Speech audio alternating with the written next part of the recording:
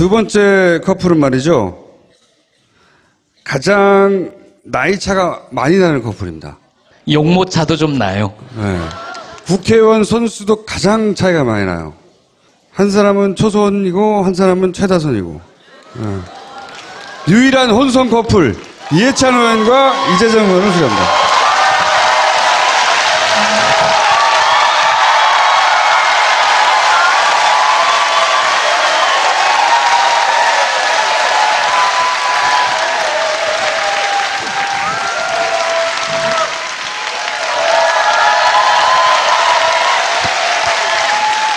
총리님, 광주에 오시니까 어떠세요? 광주는 제가 정치적으로 고향이라고 생각하는 곳이라서 지난번 여기 선거 치를 때 광주 상임 선대위원장을 제가 맡아서 했었습니다. 그래서 광주에서 지지율이 1등으로 나왔어요. 두 분이 묘한 공통점이 있어요. 두 분이 욱하면은 싸가지 그딴 거 필요 없어! 상대방이 KO 될 때까지 후드로 패는 공통점이 있으시죠. 네. 이해찬 전 총리님 그리고 의원님은 이번 대선이 누구보다 감회가 남다를 것 같아요. 그죠? 예, 정말 감격스러웠어요. 아, 네, 그러시구나. 아니, 생각해보면, 노무현 전 대통령하고 정치를 같이 시작하셨어요. 13대 때. 13대 때. 네. 처음 국회의원 같이 되셨고, 그리고 노무현 대통령이 되실 때 기획본부장이었던가요? 예, 네. 그랬습니다. 선거를 이기게 만든 분이죠. 그리고 이제 세월이 흘러 2014, 2017년에 문재인 대통령이 만들 때 총지휘를 하신 분이고. 당선시켰다, 내가 당선시켰다 이렇게 하는데 그건 아니고요. 김대중 대통령이 당선되는 뒷길을 제가 따라다녔고요. 노무현 대통령 당선되는 그 뒷길을 제가 따라다녔고요. 문재인 대통령 당선되는 그 뒷길을 제가 따라다녔습니다. 세 번 따라다녔어요. 세 번. 자랑을 참 묘하게 하시네. 그 총리님은 좀만 기다려주세요. 할 얘기가 많으시기 때문에. 대선을 처음 치러봤더니 어때요, 이재명님? 그냥 투표날 제가 지지하는 후보만 이렇게 찍고 왔던 국민에서 처음으로 선거운동도 해보고 온몸을 던져가면서 온몸을 던졌죠. 네. 선거운동도 해보고 더 많은 국민을 만났던 경험이 짜릿했던 것 같아요. 선거 결과도 정말 감동적이었지만 그 과정에 있어서 다시 경험할 수 있을까 싶은 많은 감정들을 교감했던 것 같아요. 제일 신났던 순간이 언제였어요? 예? 제일 신났던 순간 춤출 때? 후보야 당선이 되던 말던 막. 예, 그런 걸로. 아니, 저는 제가 비례대표 의원이잖아요. 지역 고민이 없어서 사실 국민의 손을 잡는다는 게 어떤 건지 잘 몰라요.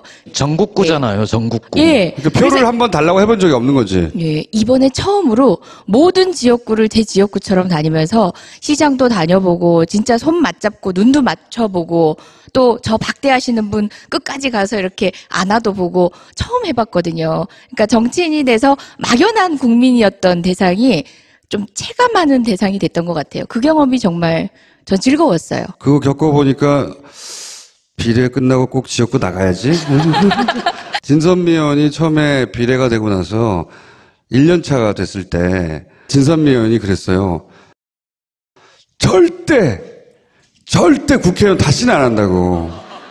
그걸 2년 차, 3년 차까지 내내 만날 때마다 얘기했거든요. 4년 차 됐을 때 어디를 가는 게 좋을까? 민주당이 이렇게 잘 돌아갈 때 선거를 해본 거잖아요.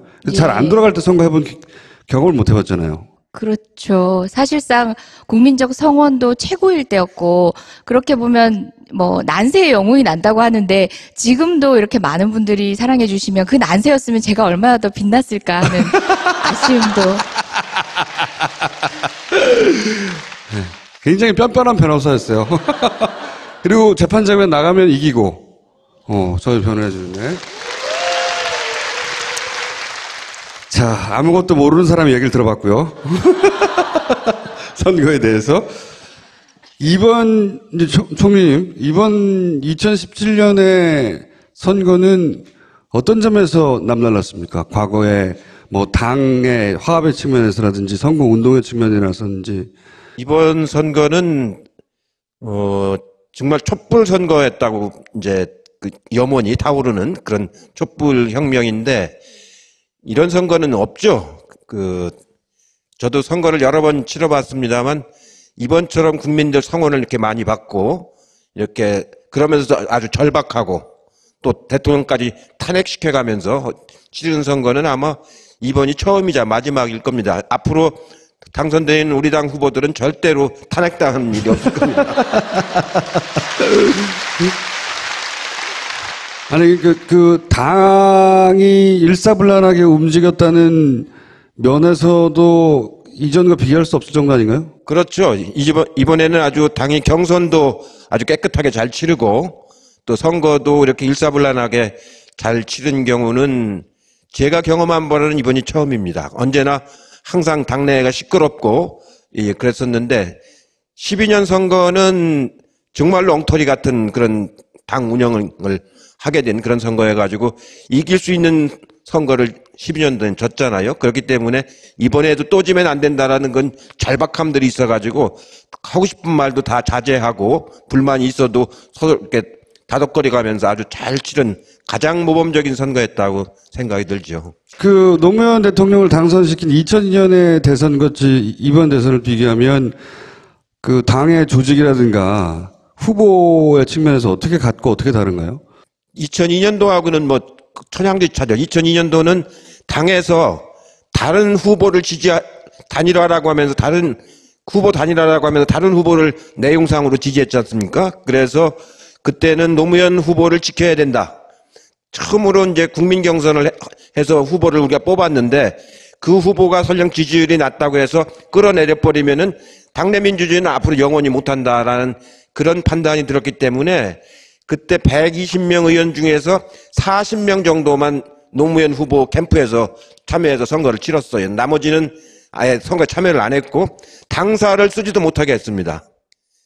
그리고 당에서 돈도 한 푼도 집행을 못하게 하고 그런 악조건 속에서 노무현 후보가 국민 경선도 치러내고 나서 정몽준 후보하고 후보 단일화도 하고 본선에서 이해창 후보를 이제 꺾은 선거고요. 그러니까 그때는 처음으로 인터넷이 많이 작동이 되고 젊은 사람들이 개혁당으로 많이 참여하고 노사모가 만들어지고 그런 자발적인 선거를 이제 치렀던 선거였고 굉장히 뭐랄까 역동적인 선거였다고 판단이 되고요. 이번 선거는 당이 중심에 대해서 아주 일사불란하게 치르고 돈도 이제 당에 나온 돈하고 펀드를 모아가지고 그 당시보다 2배 이상 선거 비용도 쓰고 이재정 의원님처럼 의원님들이 전부 자기 헌신적으로 이런 모습으로 이제 뛰었습니다. 그리고 후보는 굉장히 차분하게 아주 냉정하게 정책을 이렇게 이끌어가고 발표하고 하는 토론할 적에도 아까 정청래 의원이 눈을 껌벅껌벅 한다고 그랬잖아요. 근데 그 정도가 자기가 표현할 수 있는 최고치입니다. 이 보세요. 이제 그렇게 선거를 치렀기 때문에 두 선거는 전혀 2002년도하고 이번하고는 전혀 다른데 이번에 확실히 연 거는 1600만 촛불 시민 그 표가 바로 문재인 후보가 얻은 표죠. 그러면서도 격차가 많이 났잖아요. 588만 표인가 이렇게 났으니까 저는 말은 안 했지만 선거 한 중반 초반쯤에 이 선거는 끝났다. 근데 말을 할 수는 없으니까 파파이스에서 나와서도 뭐 가봐야 되겠다 뭐 불안을 치셨어요 그때 그러면? 그때 나와서 숫자를 암시를 하긴 하셨어요.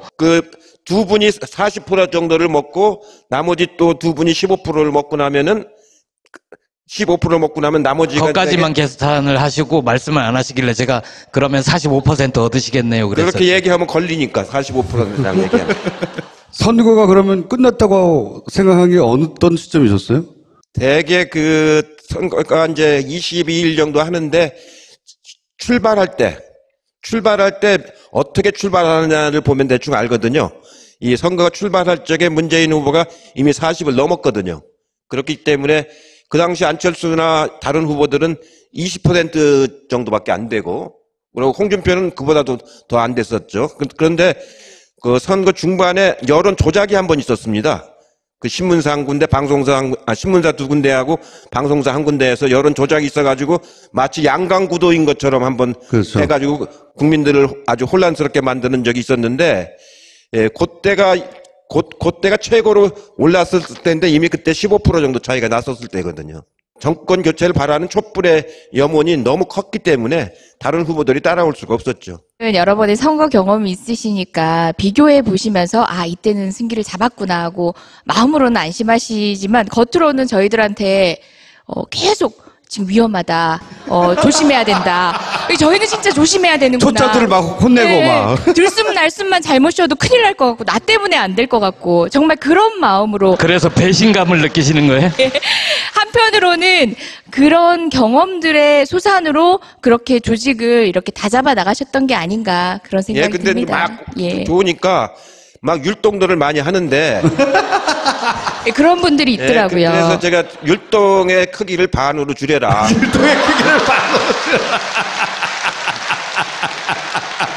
너무 잔치집 분위기를 만들지 말아라. 그래서 제가 2바퀴 돌 거 1바퀴 이렇게 돌았습니다.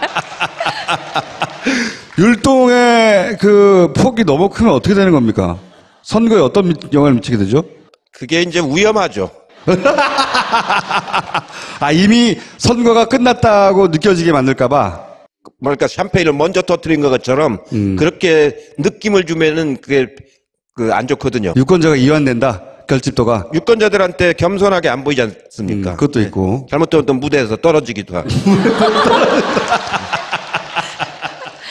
오늘은 노무현 8주기 특집이니까 노무현 전 대통령과 정치를 같이 입문해서 대통령까지 가는 걸 봤던 당사자로서 대통령을 만들기도 했고, 초선 때 노무현 의원은 어땠어요? 다른 그 초선들과 달랐습니까? 예, 많이 다르죠. 저하고 이제 노동일을 같이 했는데요.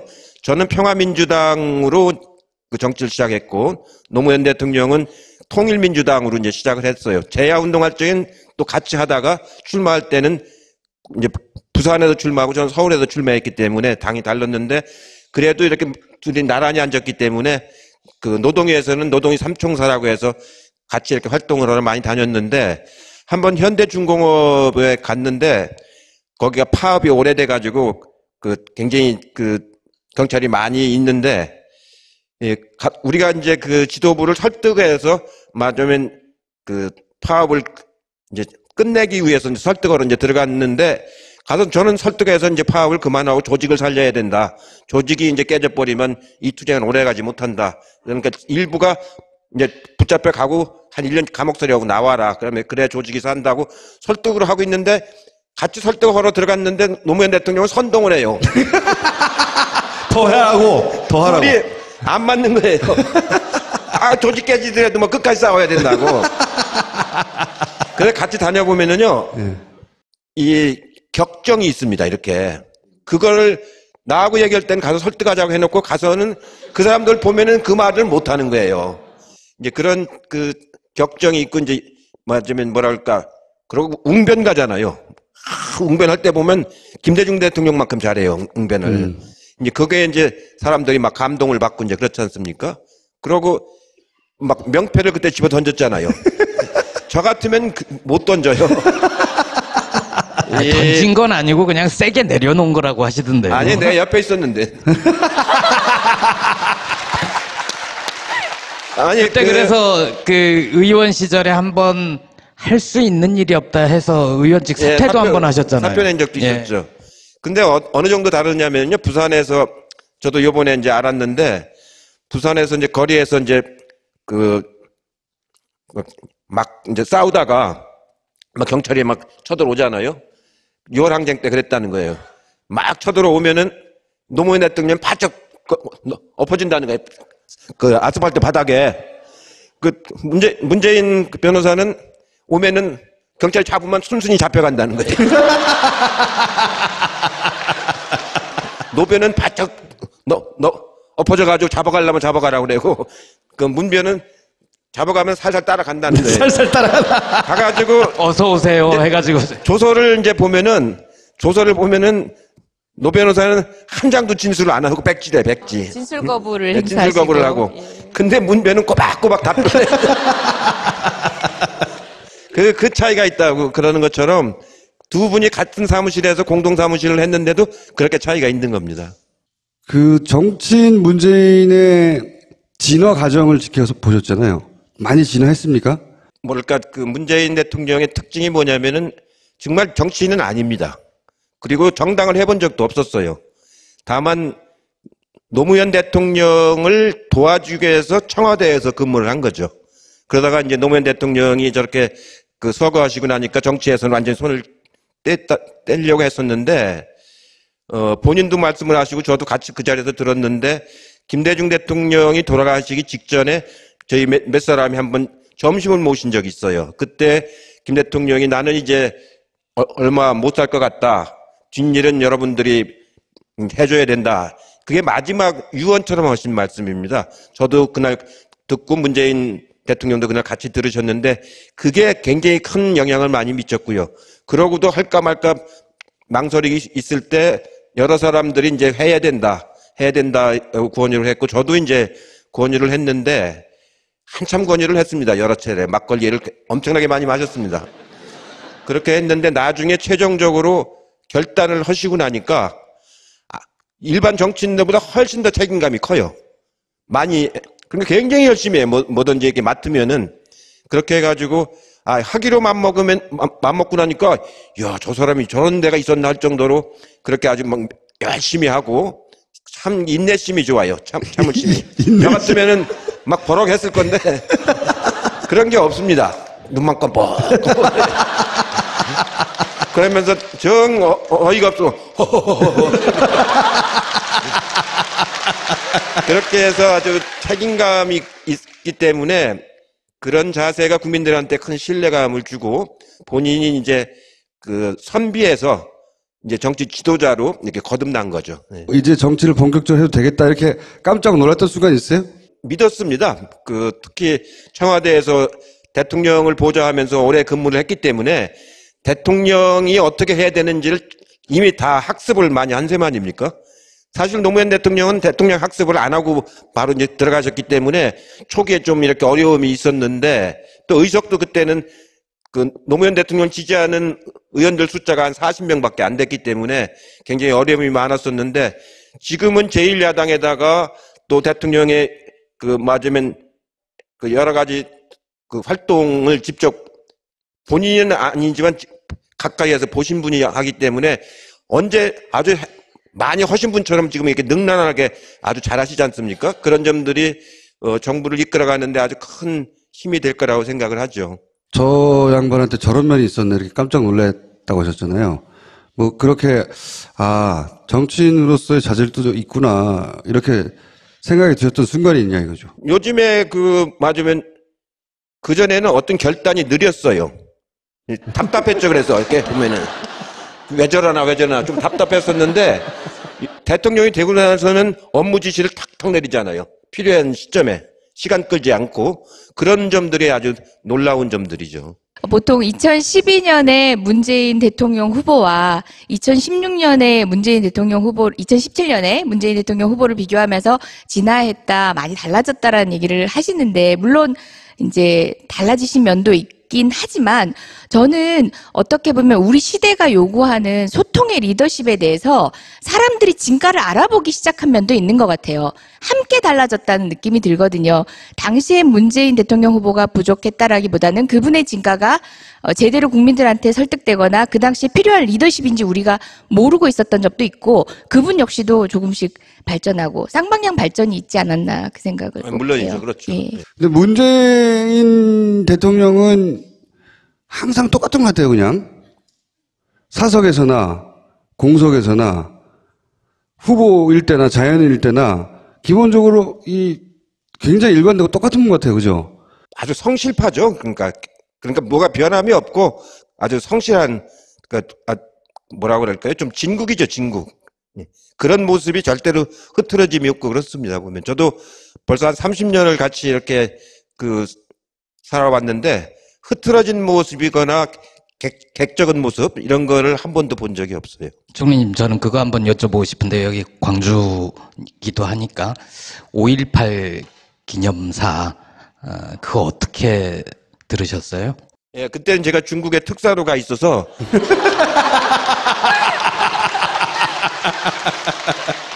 그 기념사를 다 듣질 못했습니다. 아니, 그래도 나중에 읽어보셨을 거 아닙니까? 이번 특사 일이 원체 이제 중요한 일이라서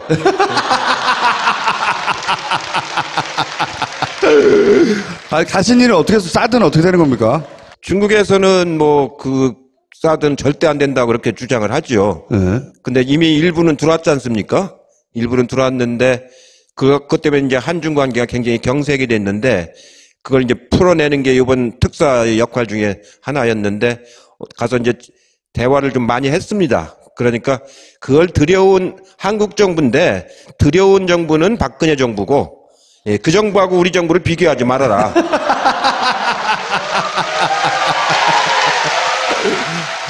우리는 중국 정부하고 진정성을 가지고 대화를 할 것이고 그분들은 여러분들하고 그렇게 진정성 있는 대화를 안 했기 때문에 생긴 문제다. 그러니까 앞으로 이 문재인 대통령하고 시 주석이 이제 만나실 텐데 서로 간에 진정한 대화가 될 것이다. 했더니 시 주석께서도 한국 선거를 유심히 자기도 지켜보았고 문재인 후보의 공약이라든가 발언이라든가 이런 것도 자기 많이 살펴보니까 아주 앞으로 한중 관계를 함께 풀어갈 수 있는 좋은 분인 것 같다. 저한테 이제 그렇게 말씀을 하셨거든요.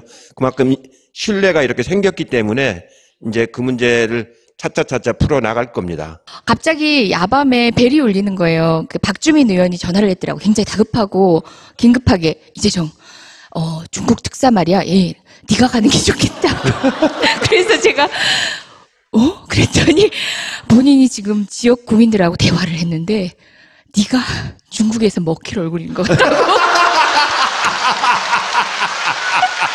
그래서 아니 그냥 지역 구민도 아니고 중국에 살다가 온 분이래요. 그래서 제가 그러든가 이랬더니 제가 이해찬 총리님한테 말씀을 잘해볼게요. 이랬는데 그 다음날 아침에 뉴스를 보니까 벌써 이렇게 가셨더라고요.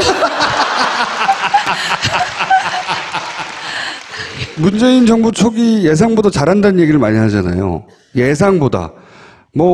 잘할 줄은 알았어요, 저는.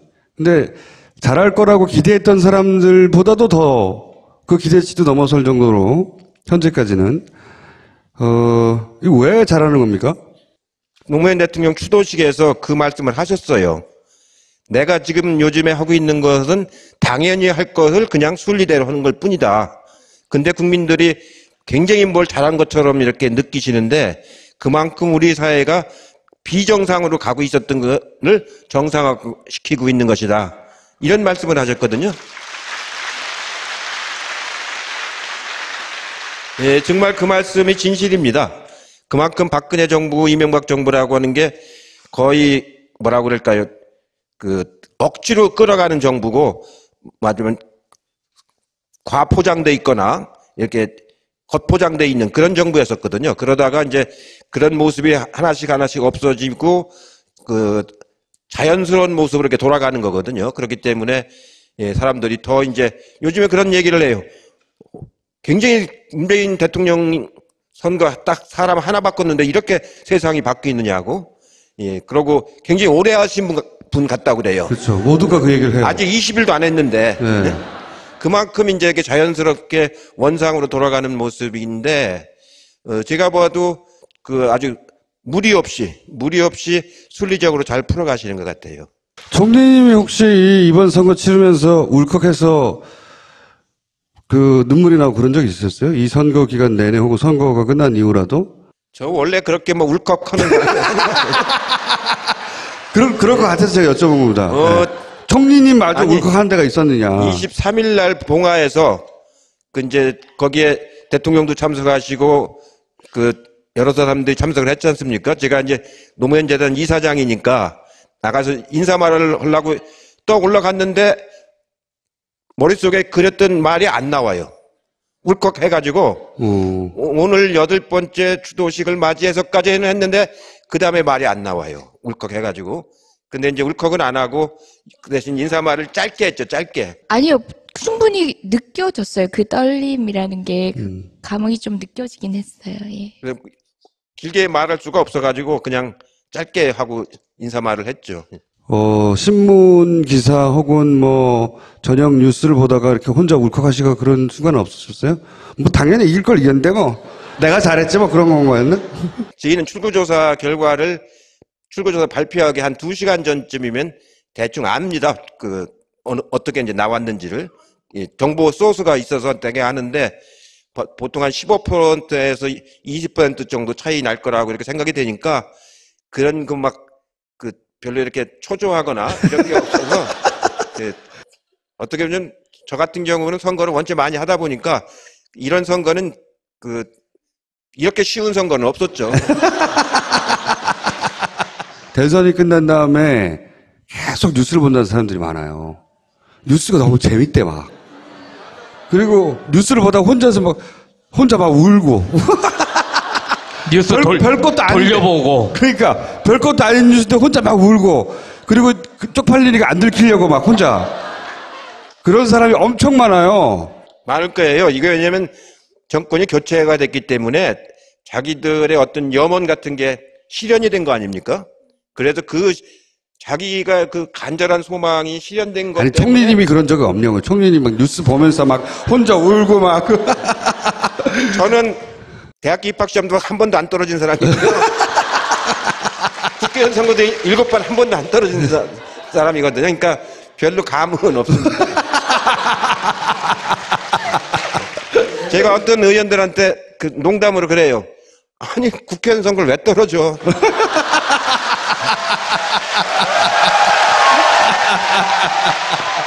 안 울 줄 알았어요. 내가 안 울 줄 알았어.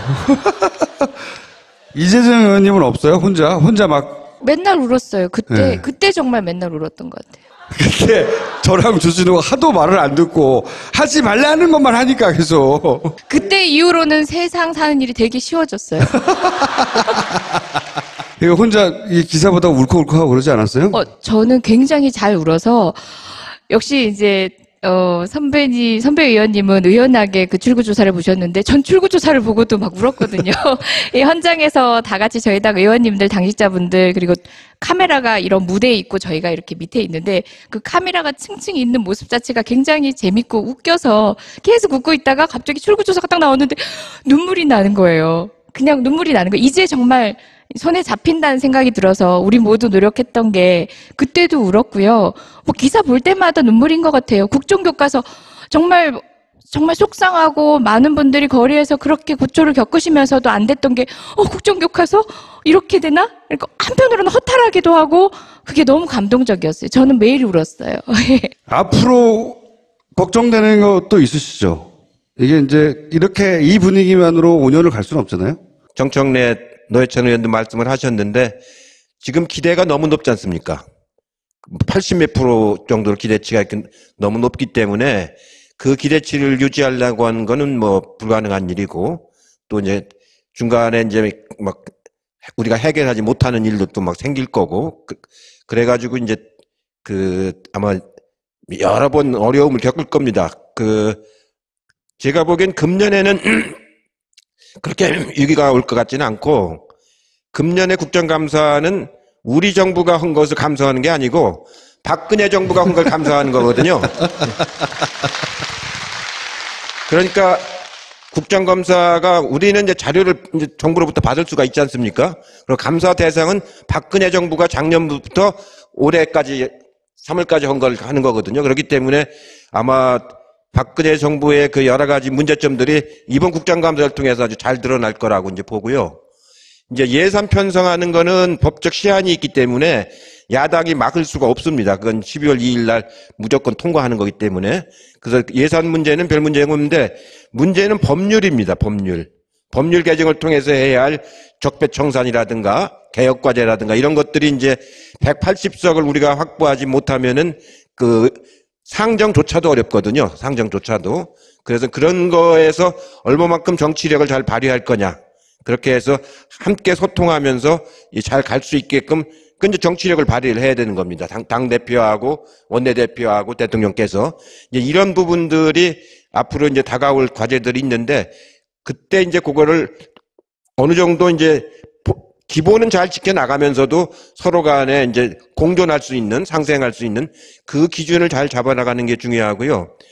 이제 중요한 거는 각 상임위에서 장관들 청문회를 해야 되지 않습니까? 지금 국무총리 청문회 하듯이 그때는 우리 여당이 그 장관 후보자들을 어떻게 이제 그 감싸는 건 아니지만 그래도 보호는 해야 될 거 아닙니까? 그런 역할을 어떻게 해줄 거냐. 이런 부분들이 앞으로 이제 제가 일요일 날 의원 워크숍에서 강의를 하기로 했는데 그런 여당을 의원으로서 역할 또 이제 박근혜 정부의 잘못된 점을 이번 국정감사에서 드러내는 일 이런 걸 통해 가지고 정치력을 잘 발휘하는 그런 시험 때 이제 오르게 될 겁니다. 총리님을 밖에서 볼 때하고 들어가서 가까이서 볼 때하고 차이점 뭐예요? 저는 이제 뭐 흔히 버럭 이해찬 이런데 사실 굉장히 젠틀하시고 제가 이런 말씀 드려도 되는지 모르겠지만 제가 몇 번 뵀을 때는 늘 사모님과 함께 하시는 모습이 너무 아름다웠어요. 자상하고 그리고 그 어떤 분의 말보다 사모님의 말씀이 진리라는 걸 정말 알고 계시는 정말 완성된 남자? 실제로 가까이서 보니까 다장다감하더라. 네. 예. 사모님한테만 그런 거 아닐까요? 저희 초선 의원들에게도 사실상 버럭의 모습보다는 조금 다정한 선배님이신 것 같아요. 인자하고 다정한 언제 선배님. 벌어가십니까, 그러면? 저는 공무원한테만 벌어가지 딴 사람들한테는 안 그래요. 예. 홍준표 후보 같은 사람한테는. 그러니까 그 당시 이제 야당 의원인데 홍준표 의원이 저하고 상임위도 같이 해보고 그랬는데 참 뭐라고 할까 천박하고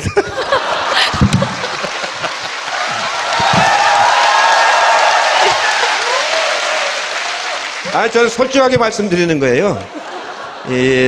불성실하거든요. 이렇게 같이 일을 해보면은. 그런 분이 한국 보수를 대표해서는 안 되죠. 이 보수가 훨씬 더 뭐라고 할까 무게가 있고 또 합리적인 보수는 아주 품위가 있고 또 이제 말씀도 격조가 있고 이제 그래야 되는 거거든요. 제가 보기에는 거기에는 전혀 해당이 안 되기 때문에 제가 보기에는 예전에 말씀하신 그 보수가 표방하던 가치 그 지점을 문재인 대통령이 거기까지 먹어버렸어요. 네. 이 진보 진영의 어떤 아이콘이기도 하지만 거기까지 먹어버렸어요. 지금 지지율이 높게 나오는 건 그런 면도 있습니다. 사실은 예전에 보수가 좋아하던 캐릭터를 고스란히 가지고 있는 거거든요. 말을 격조 있게 하고. 그쪽에 괜찮은 분이 있으면 네. 안 뺏길 수도 있을 텐데 없잖아요. 그리고 웬만큼 격조 있어서는 이 양반처럼 격조 있기가 또 힘들어요. 그래서 저는 그러니까 노무현 정부가 겪었던 우여곡절, 그건 노무현 대통령의 인생, 그 기질과도 거의 비슷하게 막 왔다 갔다 하거든요. 그리고 누구나 매료돼야 할 수밖에 없는 인간적인 매력이 있는데, 문재인 대통령은 지지율도 보면, 깨작. 야금, 계속, 눈치 못 채는 사이에 계속 올라가요. 계속 올라가고, 한 번 올라간 지지율은 떨어지지도 않고, 사람을 알고 나면. 그래서 이 지지율은 저는 노무현 정부나 혹은 그 이전에 다른 정부가 이렇게 크게 등락을 거듭했던 것처럼 큰 폭으로 등락을 거듭할 것 같지 않아요, 저는. 그럴 겁니다. 문재인 대통령의 저거는 큰 충격적인 건 잘 안 하잖아요. 노무현 대통령을 제가 모셔보면은요, 그렇게 오랫동안 같이 활동했는데도 어떤 때는 알 수가 없어요. 정말로. 응? 근데 문재인 대통령은 많이 보여요. 뭘 할 거라고 하는 게. 그러니까 굉장히 안심이 되죠. 안심이 되고 또 두 분 다 소탈하긴 다 마찬가지인데 그 뭐랄까 문재인 대통령은 그 잘 경청을 잘 해요. 그 자기 주장보다도 듣기를 더 많이 듣는데 노무현 대통령은 일단 듣긴 듣는데 자기 주장이 더 세요. 저하고도 이렇게 논쟁을 해보면요. 듣긴 들어요. 안 듣는 건 아닌데 자기 주장이 원체 세니까 제가 그 밀려버린다고요. 문재인 대통령은 노무현 대통령에 대해서는 다들 화산 같은 이렇게 표현들을 다들 하시는데 문재인 대통령한테도 호랑이 같은 면이 있어요. 저도 버럭하는 걸 봤어요. 그걸 말을 안 해서 그렇지. 그래서 제가 그 부른 별명이 있었어요. 저 혼자 문재인 후보 시절에 꿀먹은 호랑이라고. 두 양말 그렇게 달라요. 비슷한 점도 있지 않습니까? 거의 같은 생활을 하신 분이기 때문에 같은 일을 하다 보면 다 비슷해집니다. 그 생각이라든가 감정은 좀 뭐 그렇지 않지만 생각이나 논리나 이런 건 비슷해지거든요. 그래서 그 처음에 가서 노변 문변하면 이게 사자성어인 줄 알아요. 노변 문변 사자성어. 이제 그럴 정도로 맞으면 닮은 꼴이죠. 맞으면. 그러고 노동운동 하는 사람들 변론하는 거 이런 걸 주로 맡아서 하고 또 이제 정의감이 아주 강한 부분 그 뭐랄까요 그 책임감 이런 것들은 거의 뭐 그 차이가 없죠. 차이가 없고 성격만 달라요. 성격만. 노무현 대통령 얘기하면서 이렇게 사람들이 슬퍼하고 이번에는 문재인 대통령은 그렇게 보내지 말아야지 하는 그 정서적인 것도 이 변화된 유권자에 포함되어 있는 거잖아요. 문재인 대통령에게 문재인 대통령을 이렇게 봐줬으면 좋겠다거나 유권자들한테 부탁하고 싶은 얘기가 있어요 혹시? 완벽한 지도자나 완벽한 정치 권력은 없다고 봐요. 지금 기대 이상으로 잘해주고 계시고 만족스럽고 또 다른 기대 더 이제 저희가 더 높여서 하기도 하고 하지만 언젠가는 그러니까 반드시 실망해야 된다가 아니라 실망할 수도 있고 많은 분들이 최대한 시행착오를 줄이기 위해서 대통령 옆에서 보자도 하고 저희 더불어민주당도 함께 상의를 하겠지만 혹여 국민 여러분들께서 실망하게 되는 어떤 상황이 된다면 우리가 이번에 뽑은 지도자는 아, 내가 이 길이 아니구나 하면 돌아올 용기까지도 있는 분이라는 거예요. 이때까지 저희가 최근에 만났던 지도자들은 그러니까 불통은 뭐 자기가 어떤 결정을 할 때 불통은 물론이고 그 길을 돌아오는 건 상상조차 할 수 없는 분들이잖아요. 그렇지만 돌아올 수 있는 용기, 자기를 반성할 수 있는 용기, 그리고 또 이 권력을 국민 여러분들 촛불로 만들어 주셨다는 걸 너무 잘 알기 때문에 국민 여러분께 귀 기울일 수 있는 그런 지도자를 정말 얼마 만에 얻으셨는지 거기에 대한 기대는 끝까지 아마 만족시켜 주시지 않을까 생각합니다. 근데 혹시 총리님 안 하신 얘기 있으세요? 문재인 대통령이 여러분들이 못 보고 있는 걸 보는데요. 제가 늘 느끼는 건데 참 진실한 사람입니다. 아주 그 진실하고 우리도 다 보고 있어요. 진실하고 그 이렇게 뭐랄까요 그 책임감이 아니 원칙이 굉장히 강하신 분이에요. 한번 원칙이 쓰면은 요지부동입니다. 그래서 그런 면모를 많이 봤는데 아마 그렇게 국정을 끌어가면은 그 국정은 성공적으로 잘 갈 거라고 저는 믿습니다. 자, 두 분 여기까지 하겠습니다. 감사합니다. 자, PPL 지혜학교 삼가 배움을 꽃피우는 철학인문학 대안학교 지혜학교에서 신입생 편입생을 모집합니다. 5.18 성지 광주 소재 중고통합 굉장히 설명이네요. 생활관형 대안학교 원수업수는 6월 25일부터 7월 2일까지 수도권 설명회는 6월 3일 토요일 2시 서울시립 물레 청소년 수련관 광주 설명회는 6월 24일 토요일 2시 광주 지혜학교 델포이 예.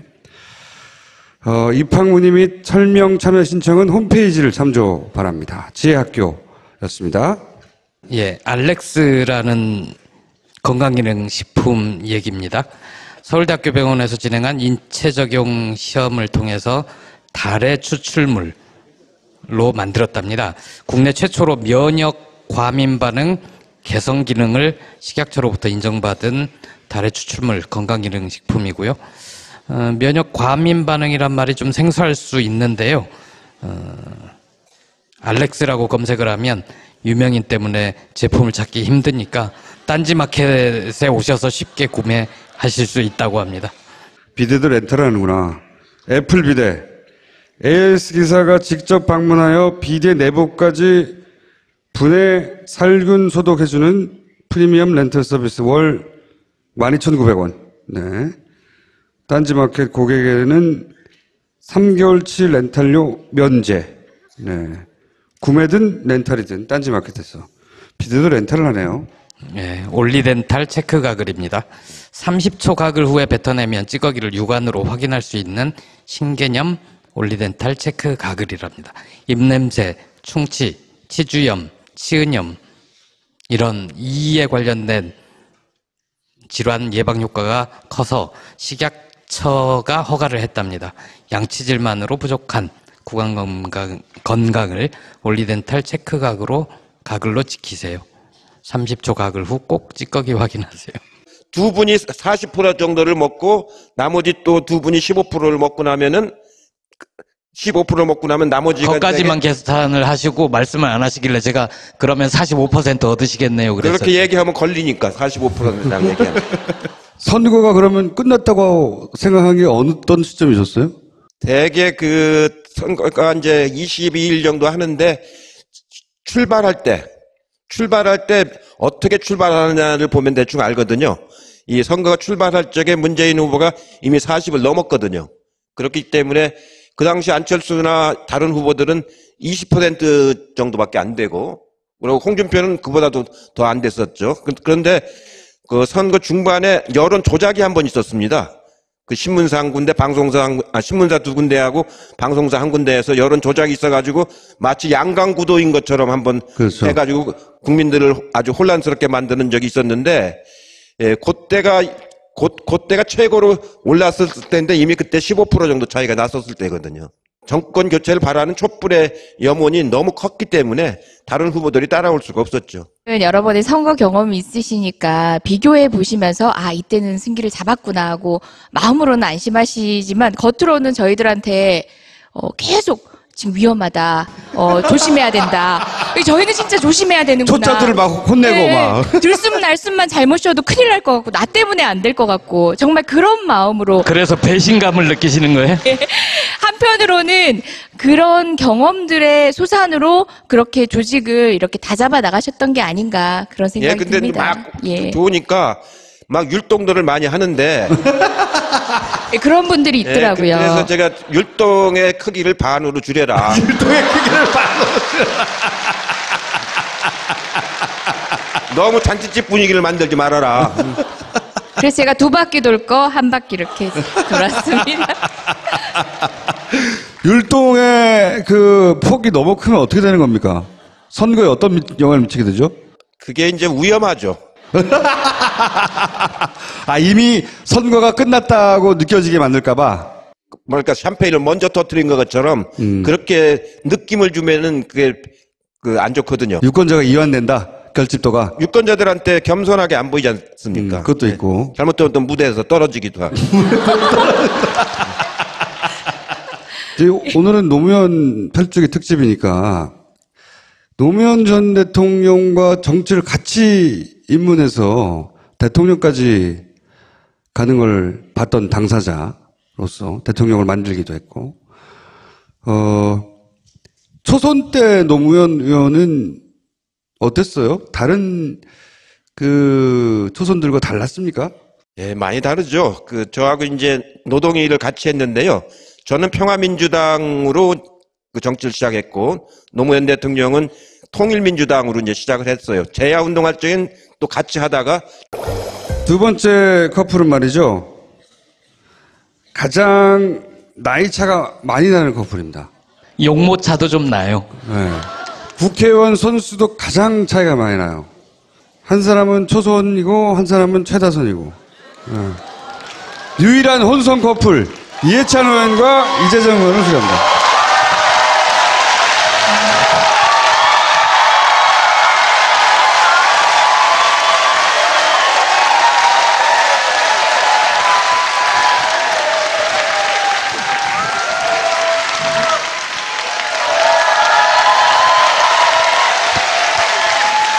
총리님, 광주에 오시니까 어떠세요?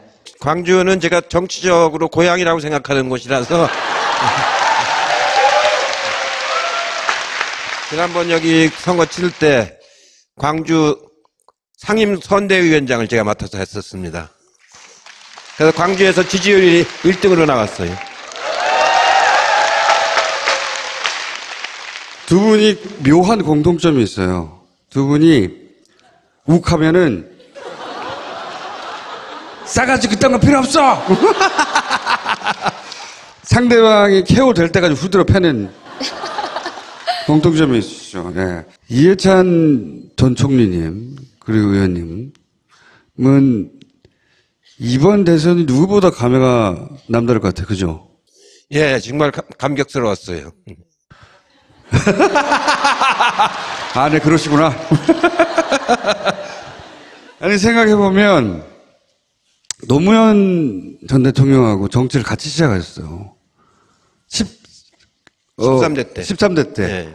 처음 국회의원 같이 되셨고, 그리고 노무현 대통령이 되실 때 기획본부장이었던가요? 예, 네. 그랬습니다. 선거를 이기게 만든 분이죠. 그리고 이제 세월이 흘러 2017년에 문재인 대통령이 만들 때 총지휘를 하신 분이고. 당선시켰다, 내가 당선시켰다 이렇게 하는데 그건 아니고요. 김대중 대통령이 당선되는 뒷길을 제가 따라다녔고요. 노무현 대통령 당선되는 그 뒷길을 제가 따라다녔고요. 문재인 대통령 당선되는 그 뒷길을 제가 따라다녔습니다. 세 번 따라다녔어요. 세 번. 자랑을 참 묘하게 하시네. 그 총리님은 좀만 기다려주세요. 할 얘기가 많으시기 때문에.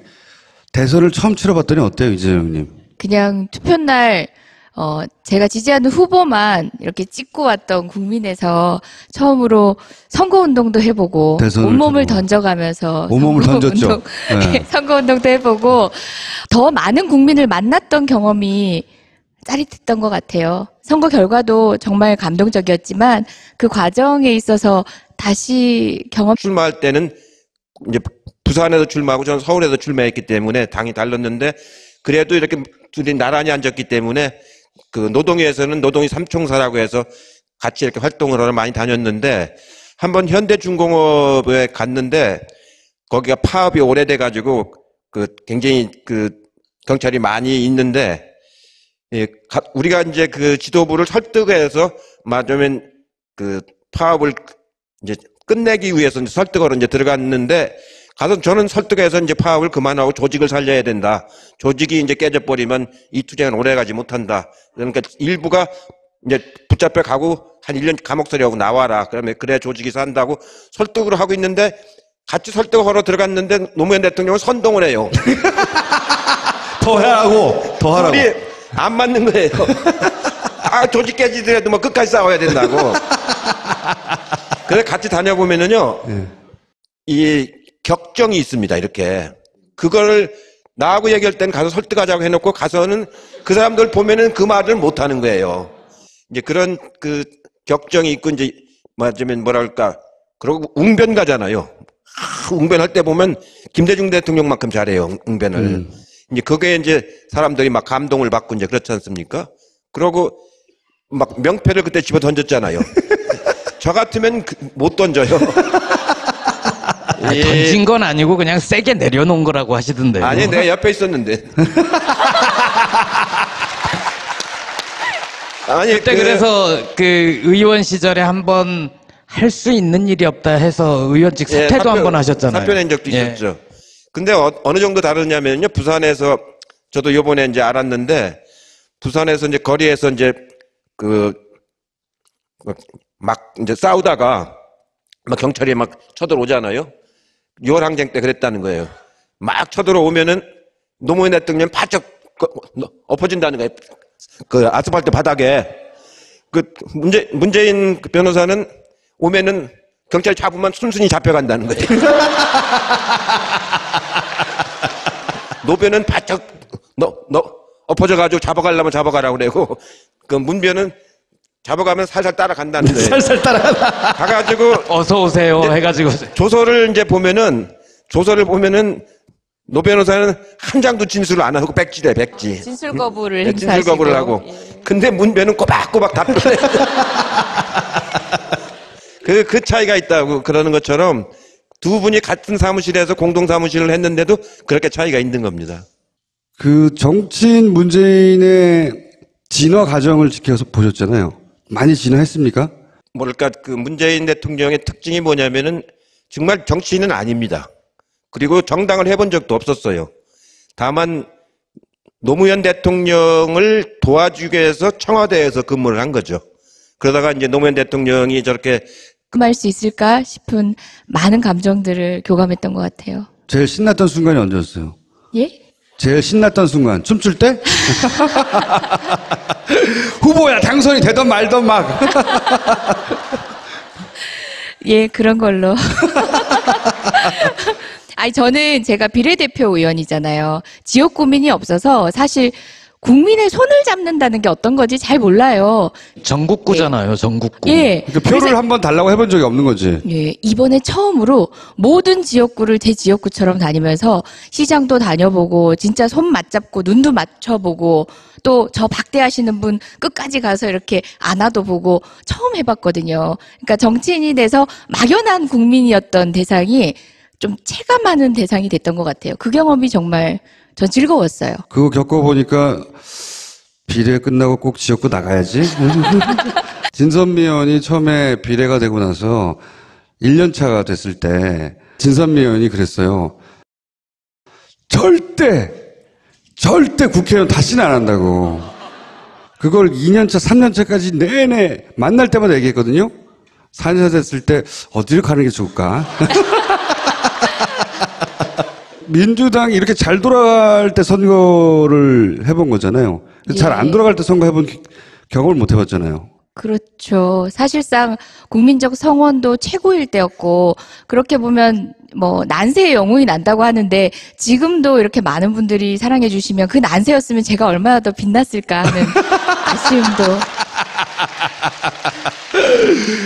네, 굉장히 뻔뻔한 변호사였어요. 그리고 재판장에 나가면 이기고 저를 변호해 주네. 자, 아무것도 모르는 사람의 얘기를 들어봤고요. 선거에 대해서.